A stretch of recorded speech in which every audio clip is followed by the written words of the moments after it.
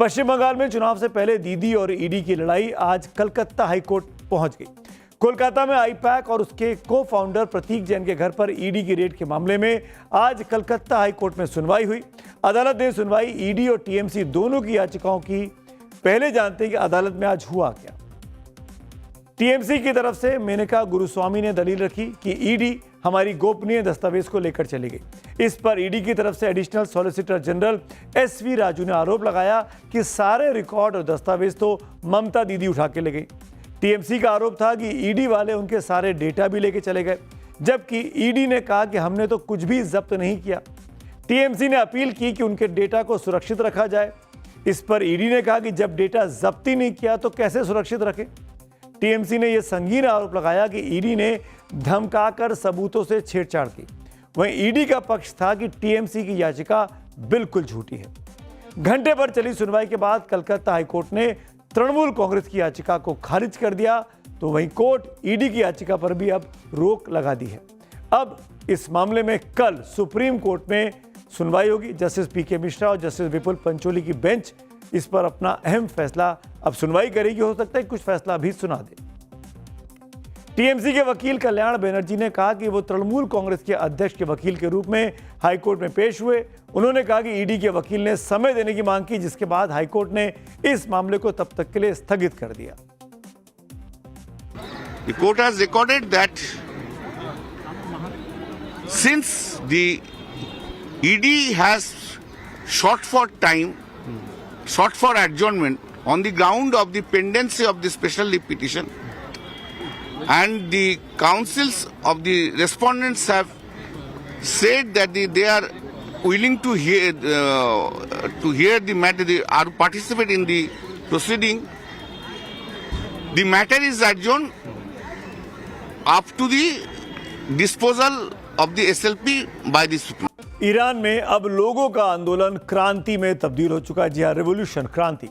आर्थिक संकट में फंसे ईरानियों ने खमेनाई को उखाड़ फेंकने का झंडा बुलंद किया हुआ है और तेहरान में विरोध की इस आग में अमेरिका जमकर पेट्रोल डाल रहा है। एक तरफ ट्रंप है तो दूसरी तरफ खमेनाई। ट्रंप के विरोधियों की आवाज को ट्रंप लगातार बुलंद कर रहे हैं, तो खमेनाई विरोध की आग बुझाने में लगे हुए हैं। खमेनाई का मैसेज साफ है, अगर किसी ने भी उनके खिलाफ बगावत की तो उसे सरेआम फांसी पर लटका दिया जाएगा। अब 26 साल के इस शख्स को ध्यान से देखिए। इसका नाम है इरफान सुल्तानी। इरफान को फांसी पर लटकाने की तैयारी इस वक्त खमेनाई की हुकूमत कर रही है। हो सकता है कि आज ही इरफान को फांसी दे भी दी जाए। एक तरफ इरफान को फांसी देने की तैयारी चल रही है, तो दूसरी तरफ तेहरान में कोहराम भी मचा हुआ है। हजारों प्रदर्शनकारी सड़क पर हैं। खमेनाई के खिलाफ बगावती बिगुल बज रहा है। यहाँ इतनी बड़ी तादाद में प्रदर्शनकारी मौजूद हैं कि सड़कों पर चलने तक की जगह नहीं है।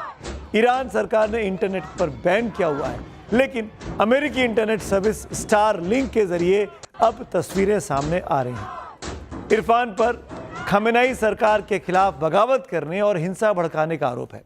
इरफान सुल्तानी को ईरानी कानून के हिसाब से सबसे गंभीर अपराधों में दोषी पाया गया, जिसकी सजा सिर्फ और सिर्फ फांसी होती है।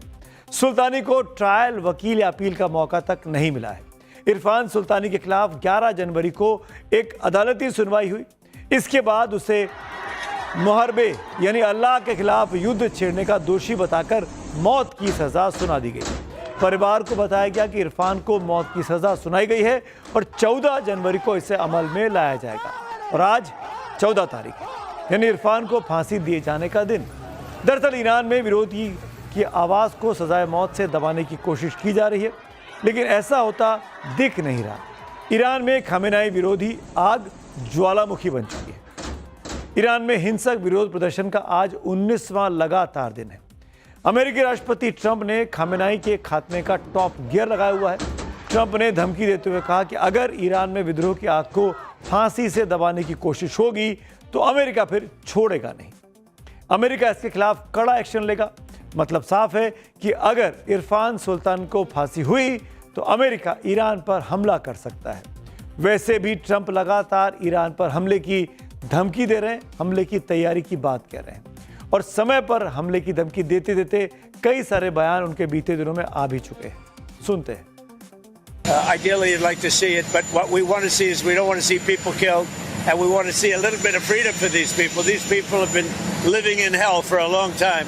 That used to be a hell of a country. I have friends that used to invest in Iran, and they did well with their investments. It was a great place. The people were great.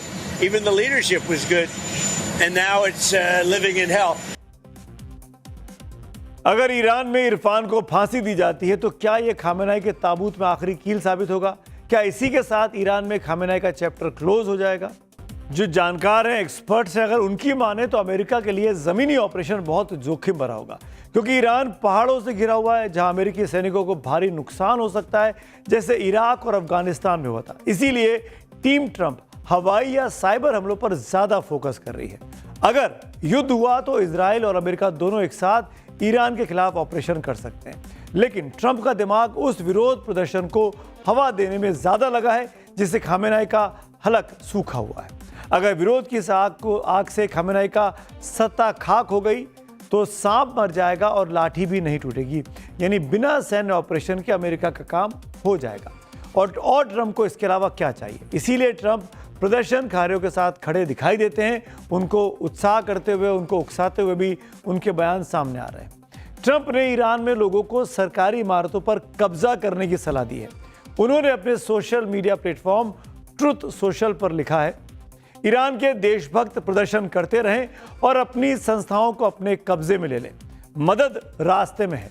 जो लोग प्रदर्शनकारियों की हत्या कर रहे हैं उनके नाम नोट कर लो, उन्हें इसकी भारी कीमत चुकानी पड़ेगी। अमेरिका और ईरान के बीच तनाव ने दुनिया के कई देशों की चिंता बढ़ा दी है।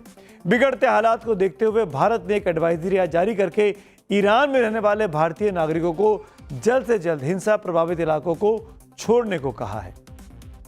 आज पूरी दुनिया ये सोच रही है कि क्या ईरान पर अमेरिका हमला करेगा या फिर नहीं करेगा। हाँ और ना के सवाल पर एक्सपर्ट क्या सोचते हैं, सुनिए जरा ईरान मामलों के जानकार और खासकर मिडिल ईस्ट एशिया के सबसे बड़े जो हिंदुस्तानी वॉइस है, जाने माने पत्रकार सईद नकवी साहब को, वो क्या कहते हैं।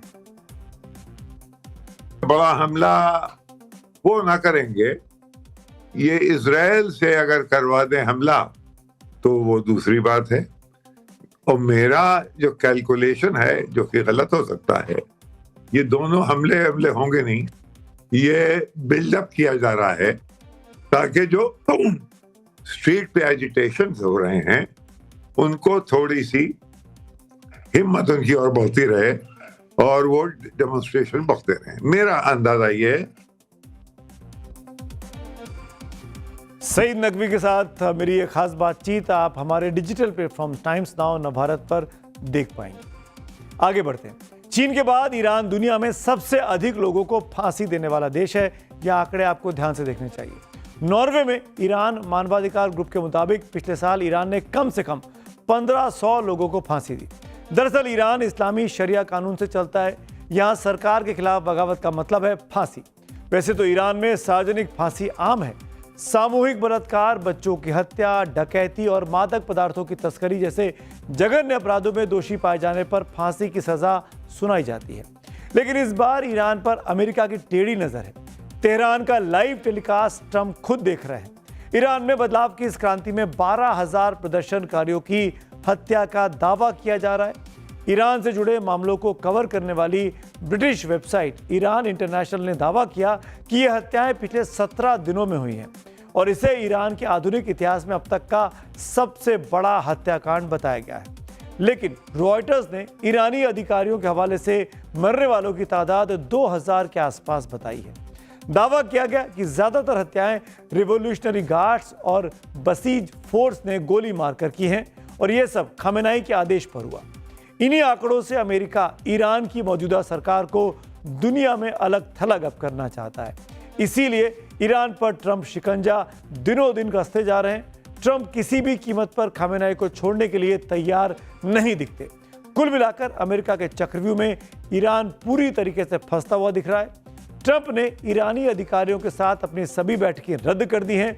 यह फैसला ईरान में चल रहे बड़े विरोध प्रदर्शनों के चलते लिया गया है। दरअसल खामेनाई का दुश्मन नंबर 1 अमेरिका में बैठा हुआ है और वो है रजा पहलवी। रजा पहलवी 1979 की इस्लामिक क्रांति में सत्ता से हटाए गए शाह के बेटे हैं और फिलहाल अमेरिका में रहकर ईरानी विपक्ष का नेतृत्व कर रहे हैं।